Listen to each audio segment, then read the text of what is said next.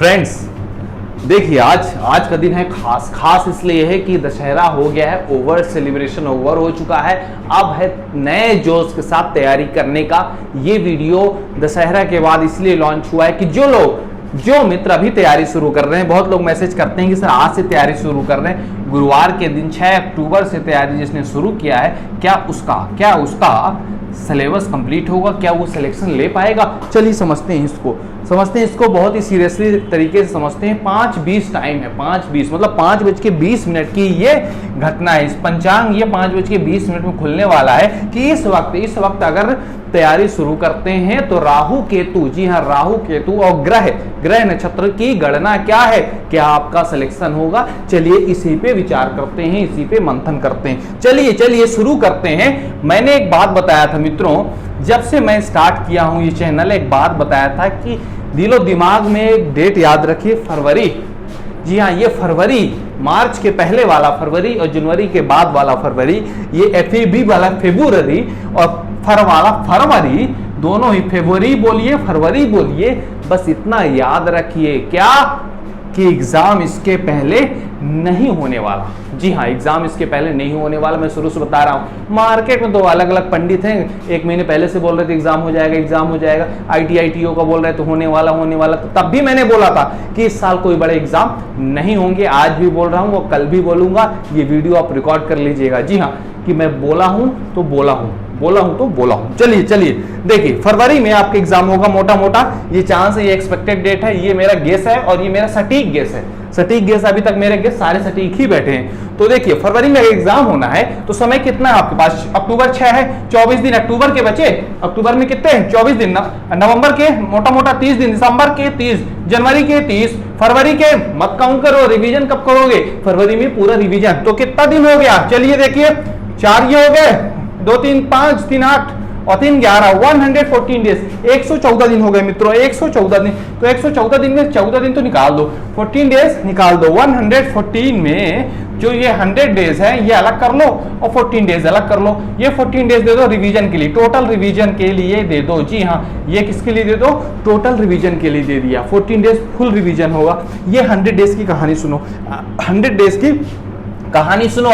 देखिए इस 100 डेज में भी कुछ ऐसे दिन आएंगे, कुछ ऐसे पल आएंगे 100 डेज में।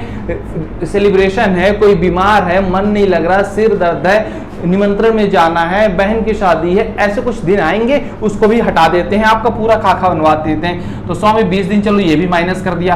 कितना हुआ? 80 दिन हुआ, 80 डेज हो गया। 80 डेज तो तैयारी करने के लिए रेडी है ना? अगर रेडी नहीं तो ये वीडियो मत देखिएगा, रेडी है तो आगे की स्टडी देखिएगा। सीरियस लोग इसको देखे। और हाँ, ये देखने से नहीं होगा, जैसी आपने वीडियो बंद किया तो इस पे क्या करना है? इंप्लीमेंट करना है आज से ही।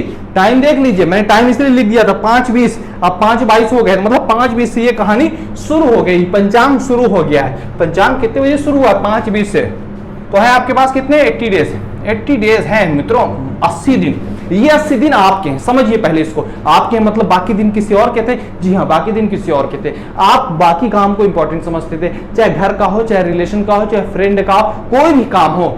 80 दिन के बाद, 80 दिन के बाद होगा वो काम। आपातकाल को छोड़ दीजिए, आपातकाल की स्थिति, आपातकाल की जो स्थिति है उसको बस छोड़ के, अब किसी का एक्सीडेंट हो गया, किसी की भगवान ना करे कोई अनहोनी हो गई, तो ऐसे में तो आपको पहुंचना पड़ता है, उसको छोड़ दीजिए। आपातकाल की स्थिति छोड़ के बाकी के 80 दिन घर वालों से बोलिए भैया ये मुझे दे दो। 80 दिन तुम सब्जी ला लो, दूध ला लो, ब्रेड ला लो, जो लाना हो ला लो, महीने में एक बार किराना ला लो। ऐसा नहीं कि कभी ये घट रहा है वो घट रहा है, ये सब झंझट छोड़ दो।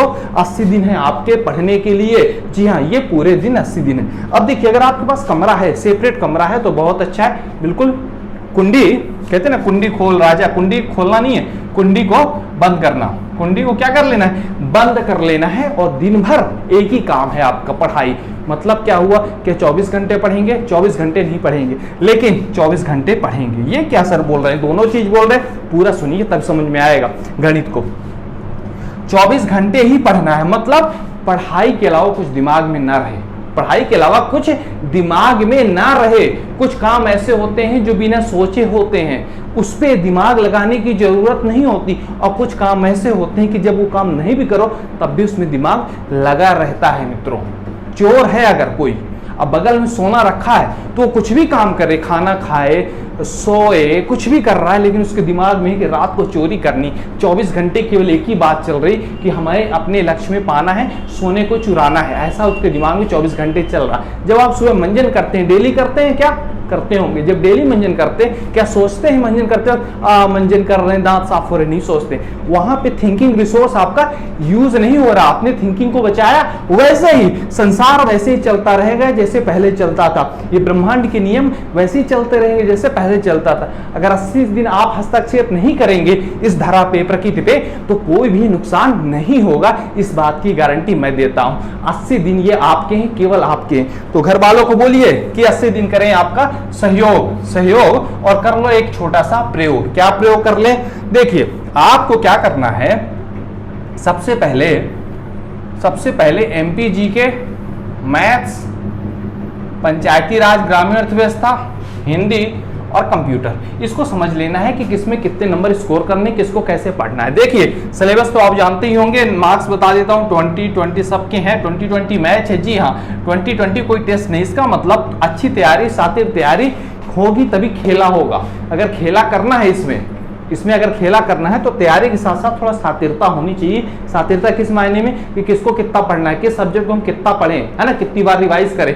बहुत लोग क्या करेंगे, एमपीजी के बहुत लगेगा कि बहुत बड़ा सब्जेक्ट है तो पूरा टाइम उसी को दे देंगे। देखिए यहाँ पे नंबर 20 ही है, चाहे पूरा दिन एमपीजी के पढ़िए, चाहे 80 दिन पढ़िए, नंबर यहाँ से 20 ही मिलना है आपको। कितना मिलना है? 20 ही मिलना है। तो मेरी स्ट्रेटेजी अगर फॉलो करेंगे आज से, मतलब 5:20 में ये शूट होना शुरू हुआ है 6 अक्टूबर से, तो हो सकता है आपका भला हो जाए। देखिए 20 नंबर के तो है। सबसे कम सिलेबस इसमें है हिंदी का, ये शॉर्टेस्ट है, और लॉन्गेस्ट क्या है? एमपीजी की, ये लॉन्गेस्ट है, ये शॉर्टेस्ट है, ये लॉन्गेस्ट है। मैथ जिसको आती है उसके लिए इजी है, नहीं आती तो मॉडरेट है। जी हाँ, मैथ्स इजी है, जिसको आती है नहीं आती तो मॉडरेट है, बहुत हाई लेवल मैथ्स नहीं आती। पंचायती राज और ग्रामीण अर्थव्यवस्था ये भी क्या है, थोड़ा लंबा है। और कंप्यूटर जो है मीडियम है, बहुत ना लंबा है ना बहुत कम है। तो देखिए अब गणित देखिए आपको कैसे क्या करना है। हिंदी सबसे इजी होती है, सबसे शॉर्ट है, इसमें आपको चाहिए 20 में 20 पा जाए। नहीं पा रहे हैं किसी बात में, हाथ कांप गए, वहां पे ए का बी चला गया, सी चला गया, कोई बात नहीं, 19 तो पा सकते हैं। 19 की गणित रखिए हिंदी में, कैसे पाएंगे उसको मैं बताऊंगा, सिलेबस कैसे करना है।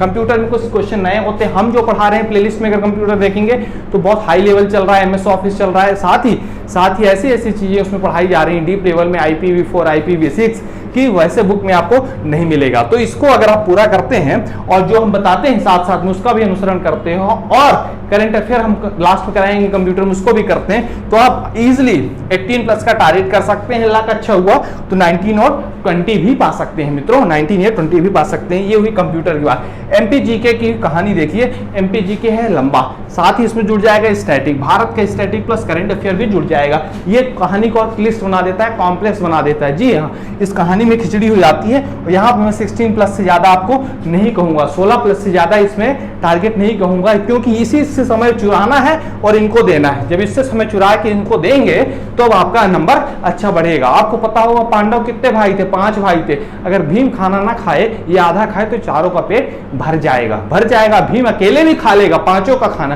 तो भी वो भी भूखा रह जाएगा, 4 भी भूखे रह जाएंगे। मतलब क्या है? मतलब ये है कि एमपीजीके को अगर बहुत समय देंगे तो ये 4 निपट जाएंगे। इन पांडवों को अगर बचाना है 5 को तो इस एमपीजीके का खाना आधा करना पड़ेगा, टाइम आधा करना पड़ेगा, तो इनको आप दे पाएंगे। चलिए मैथ्स भी इजीली 90+ स्कोर कर सकते हैं। कमजोर है, जिनकी कमजोर है उनको 18+ फिर भी किया जा सकता है। मैथ्स वालों के लिए हम तो रीजनिंग के भी कुछ टॉपिक करा रहे हैं, जिनको नहीं आती है जैसे डायरेक्शन है, अल्फाबेट है, ब्लड रिलेशन है, ये सब ले रहे हैं। बाद में पजल भी लेंगे अगर नोटिफिकेशन में रीजनिंग आई तो।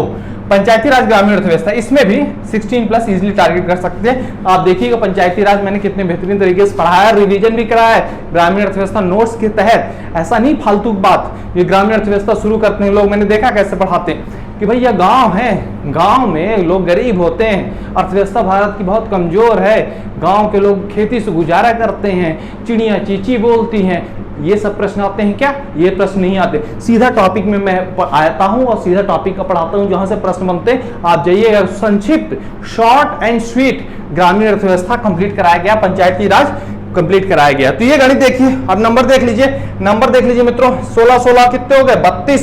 32 हो गए, और 18 हो गए 34। 18 18 हो गए 36, 36 और 32 और आपका ये 19 हो गया। कितना हो गया टोटल नंबर देखिए, 9 2 11 6 17 18 17 1 2 3 3 6 7 8 87 नंबर हो गए। कितने नंबर हो गए? 87 नंबर, 87 हो गए आपके मित्रों। अब क्या 87 आ जाएंगे? लक हुआ तो आ जाएंगे, ज्यादा भी आ सकते हैं, 2 नंबर और हटा दीजिए, मतलब 85। जी हाँ, 85 प्लस का यहां मैं आपको बता रहा हूं, 85 प्लस कैसे पाएंगे उसकी चर्चा हो रही। तो चलिए स्टार्ट करते हैं। 85 प्लस का जुगाड़ आपने समझ लिया, सिलेबस कैसे क्या करना है आपको कंप्लीट। अब चलिए स्टार्ट करते हैं, किसको कैसे पढ़ना है, पांचों सब्जेक्ट को कैसे पढ़ना है, थोड़ा ये समझ लीजिए। उन लोगों के लिए ये वीडियो है जिन्होंने जस्ट अभी तैयारी शुरू की है, जिन्होंने तैयारी अभी शुरू की है, उनके लिए। शुरू करते हैं कंप्यूटर से। जी हाँ, कंप्यूटर का पहले अगर आपको आता है तो अच्छा, नहीं आता तो बेसिक से पढ़ेंगे। कंप्यूटर में जानना है इनपुट क्या है, आउटपुट क्या है, प्रोसेसर क्या है, ठीक है, प्रोसेसर सीपीयू में, कंट्रोल यूनिट क्या है, मेमोरी यूनिट क्या है, फिर memory types, RAM ROM cash register, ये सब पढ़ना है आपको। इनपुट के टाइप पढ़ना है, आउटपुट के टाइप पढ़ना है, ये सब पढ़ना है। प्रोसेसर के भी टाइप पढ़ना है। फिर आपको क्या पढ़ना है? नेटवर्क पढ़ना है। नेटवर्क में क्या क्या पढ़ना है आपको? राउटर हो गया, स्विच हो गया, हब हो गया, लैन हो गया, मैन हो गया, वैन हो गया, पैन हो गया, ये सारी चीजें पढ़नी है। नेटवर्क में पढ़ना है, टीसीपी आईपी मॉडल पढ़ना है, ओएसआई मॉडल पढ़ना है कंप्यूटर में, डेटा सिक्योरिटी में पढ़ना है। क्या क्या पढ़ेंगे भैया? वायरस पढ़ेंगे, मलवेयर पढ़ेंगे, फायरवॉल पढ़ेंगे, ट्रोजन हॉर्स पढ़ेंगे, ये सारी चीजें इसमें पढ़ेंगे। किसमें? वायरस में। हालांकि मैं सब कुछ पढ़ाया हुआ हूँ, आप देखिएगा कंप्यूटर बेहतरीन तरीके से, अभी कुछ लेक्चर चल रहे हैं कंप्यूटर के। इसके अलावा आपको पढ़ना है कंप्यूटर में एमएस ऑफिस, जिससे बहुत सारे क्वेश्चन आएंगे, करीब 10 क्वेश्चन एमएस ऑफिस से आएंगे। एमएस ऑफिस, इसमें क्या क्या है? सबसे ज्यादा क्वेश्चन आते हैं एक्सेल और वर्ड से, वर्ड और एक्सेल से सबसे ज्यादा क्वेश्चन देखने को मिलते हैं। फिर आउटलुक से एक आध क्वेश्चन आ सकता है। जी हाँ, पावर पॉइंट से अब इतने क्वेश्चन नहीं आते, क्योंकि पावर पॉइंट में प्रेजेंटेशन बनाना थोड़ा कम कर दिए लोग, तो पावर पॉइंट से इतने क्वेश्चन नहीं आते। तो इसमें क्या क्या आता है देखिए, डेटाबेस भी लिख लीजिए, इससे भी क्वेश्चन कम ही आते हैं। सबसे इंपॉर्टेंट है एक्सेल और वर्ड। एक्सेल वर्ड में क्या सबसे आता है? शॉर्टकट की आता है, सुपर स्क्रिप्ट, सब स्क्रिप्ट, ये सब फार्मूला, एक्सेल का फार्मूला पूछ लेगा, रो कॉलम है, थोड़ा सा प्रैक्टिस करेंगे डेली तो ये आपका होगा। तो एक्सेल वर्ड सबसे इंपॉर्टेंट है इसमें। अब इसके अलावा क्या कुछ पूछेगा? जी हाँ, इसके अलावा भी पूछता है कंप्यूटर में। क्या पूछेगा? कंप्यूटर में पूछेगा फुल फॉर्म पूछेगा। जी हाँ, फुल फॉर्म पूछता है, HTTPS का, URL का, ये सारे चीज़ें फुल फॉर्म पूछता है। DNS का थोड़ा कंसेप्ट पूछता है, सोशल नेटवर्किंग पूछता है, और जो करंट में ट्रेंड चल रहा है वो भी पूछेगा, वो मैं पढ़ाऊंगा। बिटकॉइन क्या है, ब्लॉकचेन क्या है, ये टेक्नोलॉजी कैसे काम करती है, 3D प्रिंटिंग क्या है ना, वेब क्रॉलर क्या है, ये क्लाउड कंप्यूटिंग क्या है, ये सब सुपर कंप्यूटिंग क्या है, ये सारी चीजें मैं बताऊंगा मित्रों। तो ये है कंप्यूटर का लेखा जोखा। कंप्यूटर पूरा सीक्वेंस में डाला है, आप देखिएगा, पढ़िएगा, ये है। अगला देखिए, अगला देख लेते हैं पंचायती राज ग्रामीण अर्थव्यवस्था को देख लेते हैं। जी हाँ, पंचायती राज और ग्रामीण अर्थव्यवस्था को देखेंगे तो आप स्टार्ट करेंगे पंचायती राज से। पंचायती राज करीब 8 से 10 नंबर का आता है। कितना आता है? करीब 8 नंबर का, 10 नंबर का ये आएगा, ये करीब 12 नंबर का, 8 से 10। आप अलग अलग सिर्फ में अलग अलग है, पर ये मानिए पंचायती राज थोड़ा कम आता है, 1-2 नंबर। ग्रामीण अर्थव्यवस्था ज्यादा आता है, 12 नंबर ये मानिए, 8 नंबर ये मानिए। तो कितना हो गया?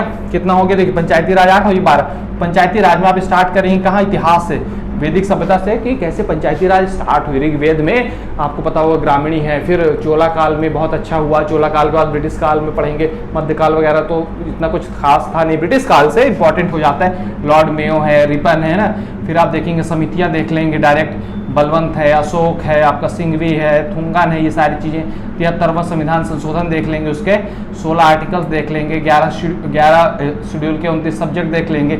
साथ ही साथ पहला नगर पालिका, पहला नगर निगम, ये सब देख लेंगे मित्रों। इसके अलावा भी पंचायती राज में आपको क्या पढ़ना है? न्याय पंचायत, बहुत इंपॉर्टेंट है। न्याय पंचायत आपको पढ़ना है, वन अधिनियम पढ़ना है। जी वन अधिनियम पढ़ना है, पेशा एक्ट पढ़ना है, पेशा एक्ट भी बहुत इंपॉर्टेंट है। इसके अलावा पंचायत से जुड़ी जो योजनाएं हैं सरकार की, वो सब पढ़नी है आपको पंचायत के। इसके अलावा नगर निगम या नगरीय निकाय की भी चीज़ें पढ़नी है, सहकारी चीज़ें भी पढ़नी है, सहकारी क्या होता है ना, ये सारी चीज़ें आपको पढ़नी है। सब कुछ पंचायती राज में मैंने पढ़ाया हुआ है मित्रों, सब कुछ इस सीक्वेंस में पढ़ेंगे तो सब कुछ समझ में आएगा। ग्रामीण अर्थव्यवस्था में क्या क्या पढ़ना है, कौन कौन सी चीज़ें इंपॉर्टेंट है तो सारी इंपॉर्टेंट। पहले समझेंगे ग्रामीण अर्थव्यवस्था क्या है।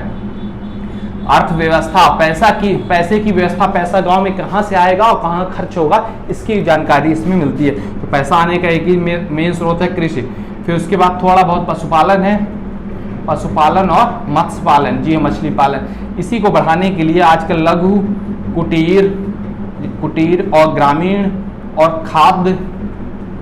खाद्य और खादी, ये सारे उद्योग शुरू किए जा रहे हैं। फूड प्रसंस्करण, फूड प्रोसेसिंग, खाद्य उसको क्या बोलते हैं हिंदी में, खाद्य प्रसंस्करण, फूड प्रोसेसिंग। मैं थोड़ा इंग्लिश से हूँ, हिंदी मेरी थोड़ी कमजोर है, उच्चारण के लिए थोड़ा माफी चाहता हूँ। तो कृषि पशुपालन, ये सारी चीजें क्या है, ये बेसिक चीजें हैं। कृषि में आपको सब पढ़ना है, सारे फसलों को पढ़ना है।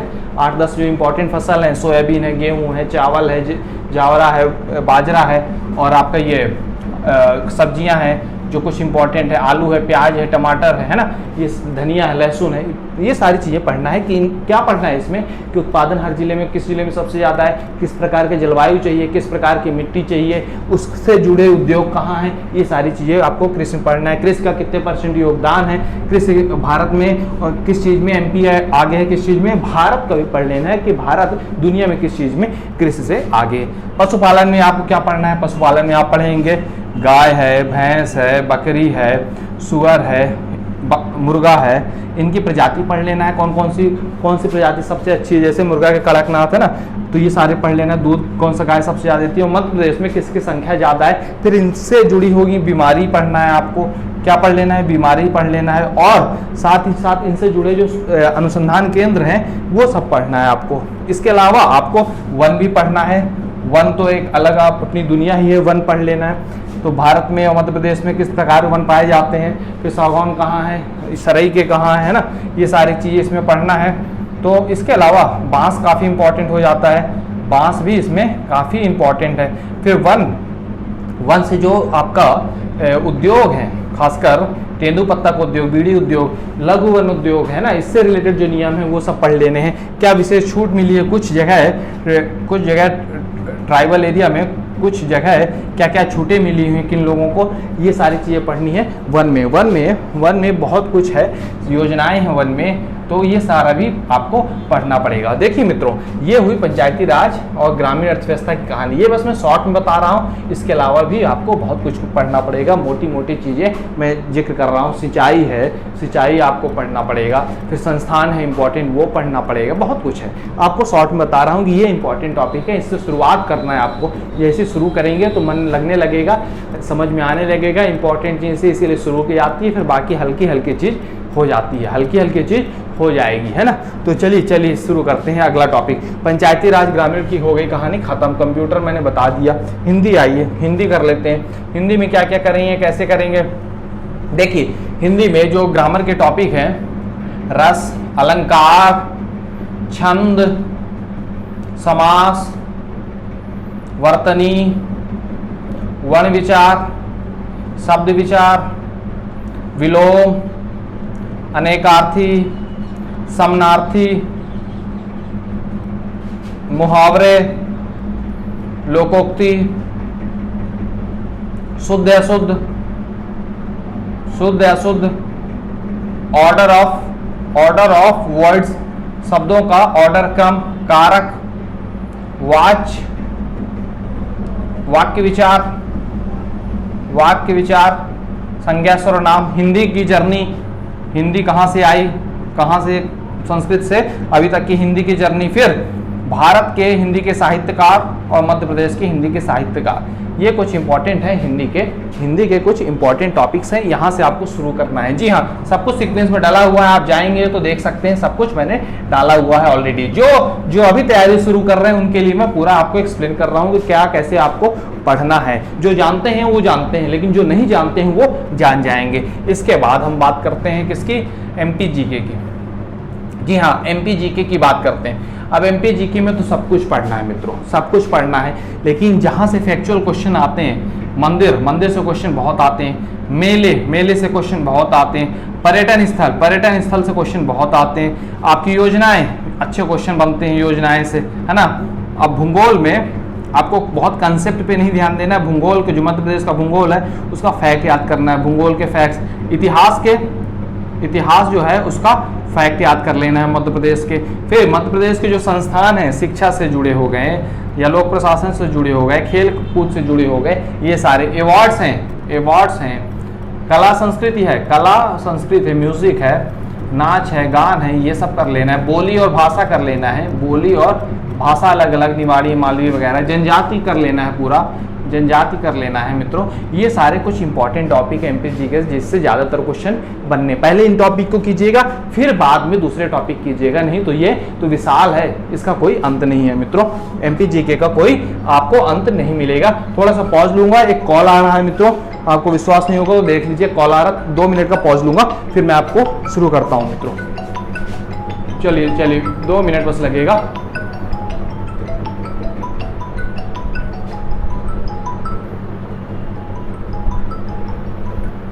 चलिए स्टार्ट करते हैं। देखिए ये हुई एमपीजी की कहानियां।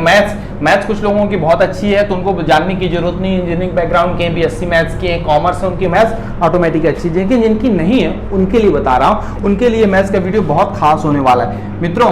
मैथ्स या गणित डरने की जरूरत नहीं है। पटवारी या व्यापम की कोई भी परीक्षा हो, इसमें ईजी टू मॉडरेट आता है। पटवारी में तो ईजी आई थी, लेकिन इस बार हो सकता है मॉडरेट आए। तो मॉडरेट लेवल की तैयारी करनी, मतलब क्या हुआ, मतलब यह ग्रुप डी लेवल जो पेपर चल रहे हैं उस लेवल की आपको प्रैक्टिस करनी है। ग्रुप डी के अगर क्वेश्चन आपसे बन रहे हैं ज्यादातर, तो आपको 20 में 20 आ जाएंगे। ग्रुप डी से हल्की ही मैथ्स आएगी, तो ग्रुप डी लेवल की अगर तैयारी है आपकी मैथ्स की, तो पटवारी बहुत इजी हो जाएगा। पटवारी बहुत ही इजी हो जाएगा मित्रों। तो ग्रुप डी लेवल की मैथ्स करनी।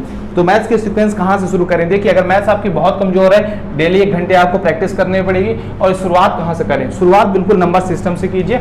जी हाँ, नंबर सिस्टम से कीजिए। जानिए रियल नंबर क्या होता है, इमेजिनरी नंबर क्या होता है। देखिए, नंबर सिस्टम में रियल और इमेजिनरी होते हैं। अगर रियल में क्या होता है, रियल में देखिए रेशनल और इरेशनल होते हैं, ये आपको जानना पड़ेगा। रेशनल में फिर आप पढ़ते हैं इंटीजर, फ्रैक्शन और डेसिमल। इंटीजर, फ्रैक्शन और डेसिमल पढ़ते हैं रेशनल पे। तो फिर इंटीजर तो इतना इंपॉर्टेंट नहीं है, फ्रैक्शन बहुत इंपॉर्टेंट हो जाता है आपके लिए। फ्रैक्शन में क्या क्या पढ़ते हैं? इनका एलसीएम, इनका एचसीएफ, है ना, ये बहुत इंपॉर्टेंट है, पूछ लेता है एलसीएम और एचसीएफ। डेसिमल में क्या पढ़ते हैं? रिकरिंग कंसेप्ट है, जो बार वाला कंसेप्ट है। साथ में कन्वर्जन टू फ्रैक्शन, ये सब पढ़ लेते हैं। फिर थोड़ा बहुत असेंडिंग डिसेंडिंग ऑर्डर भी इसमें है। तो मित्रों, ये हुई नंबर सिस्टम की कहानी। नंबर सिस्टम के बाद आपको क्या पढ़ना चाहिए? आपको ओवरऑल एचसीएफ एलसीएम पढ़ना चाहिए। एक दो फॉर्मूले हैं इसके निकालने का तरीका, क्योंकि बहुत जगह लगेगा। एचसीएफ एलसीएम आप कर लीजिए। जी हाँ, एचसीएफ एलसीएम कर लीजिए। उसके बाद आप क्या कर लीजिए? एचसीएफ एलसीएम के बाद आपको करना चाहिए रेशियो एंड प्रपोर्शन कर लेना चाहिए। ये सब कुछ कराया गया होगा, सब कुछ कराया हुआ है। कहीं दिक्कत होगी तो आप बताइएगा। रेशियो एंड प्रोपोर्शन कर लेंगे तो परसेंटेज में इजी हो जाएगा। परसेंटेज जो टॉपिक आपका बनने लगेगा, तो आपका जो एसआई है, सीआई है, प्रॉफिट एंड लॉस है, ये इजीली हो जाएंगे। प्रॉफिट एंड लॉस जब ये बनने लगेगा, तो आपका मिक्सचर एंड एलिगेशन बहुत इजी हो जाएगा। मिक्सचर एंड एलिगेशन भी हो जाएगा, क्योंकि कई बार मिक्सचर में प्रॉफिट भी उसेड़ देता है कि इतना दूध मिलाया, इतना पानी मिलाया, तो अब कितना प्रॉफिट हुआ। तो मिक्सचर और एलिगेशन। इसके बाद ये थोड़ा टॉपिक रिलेटेड है, इसी सीक्वेंस में पढ़ना है। इसके बाद आप क्या कीजिए? टाइम एंड वर्क कीजिए। टाइम एंड वर्क और time and distance, time speed and distance कर लीजिए। टाइम एंड वर्क और टाइम एंड डिस्टेंस कर लीजिए इसको अच्छे से। फिर मेंसुरेशन में आपको एरिया देख लेना है सारे। 2D, मेनली 2D इंपॉर्टेंट है। 2D मतलब रेक्टेंगल है, स्क्वायर है, ट्रायंगल, ये ज़्यादा इंपॉर्टेंट है। जो स्फेरिकल है, ये सिलेंडर, ये स्फेयर हो गया, सिलेंडर हो गया या कोन हो गया, ये इतना इंपॉर्टेंट नहीं है मित्रों। फिर भी कर लीजिएगा, अगर टाइम होगा तो मेंसुरेशन अच्छा कर लेना है। ज्योमेट्री में क्या करना है आपको? लाइन और एंगल्स। क्या करना है? लाइन्स और एंगल, इनके बीच जो एंगल बनता है, करस्पॉन्डिंग एंगल हो गए ये वाले, है ना, इंटीरियर एंगल हो गए, को इंटीरियर हो गए, ये वर्टिकली अपोजिट एंगल हो गए, ये सारे आपको कर लेना है। तो इससे क्या है, आपके कंसेप्ट बनेंगे। फिर सर्कल कर लेना है, ये वाला जो फार्मूला है, ये वाला फार्मूला कर लेना है। टेंजेंट वाला फार्मूला कर लेना है। कॉर्ड वाला फार्मूला कर लेना है। तो ये टेंजेंट और कॉर्ड वाला सर्कल में आपको कर लेना है। इससे ऊपर नहीं पढ़ना है। ज्योमेट्री इससे ऊपर नहीं पढ़ना है। ट्रिग्नोमेट्री और height and distance. Trigonometry basic पढ़ लेना है। साइन, कॉस और tan का जो एंगल है आपको पढ़ लेना है। 0, 30, 45, 90 वाला इजी पड़ता है। हाइट एंड डिस्टेंस का समझ लेंगे, है ना, पाइथागोरस वाला जो रूल है वो समझ लीजिएगा। तो स्क्वायर इक्वल टू, इसको कोई भी मान लीजिए, इसको आप L मान लीजिए, इसको B मान लीजिए, इसको T मान लीजिए। तो L square plus B square, है ना। ये है पाइथागोरस का नियम। हाइट एंड डिस्टेंस में बहुत बेसिक क्वेश्चन आएगा, अगर आएगा तो। इसके बाद कोऑर्डिनेट ज्योमेट्री पढ़ लेना है। कोऑर्डिनेट ज्योमेट्री में स्लोप ऑफ लाइन पढ़ना है। जी हाँ, स्लोप ऑफ लाइन जानते होंगे, y equals to mx plus c, ये स्लोप ऑफ लाइन वाला। फिर डिस्टेंस फार्मूला पढ़ लेना है। जी हाँ, डिस्टेंस फार्मूला किसी पॉइंट की इस लाइन से दूरी क्या है, डिस्टेंस फार्मूला पढ़ लेंगे। बस इतना ही है, इसमें ज़्यादा इसमें डिटेल में नहीं घुसना।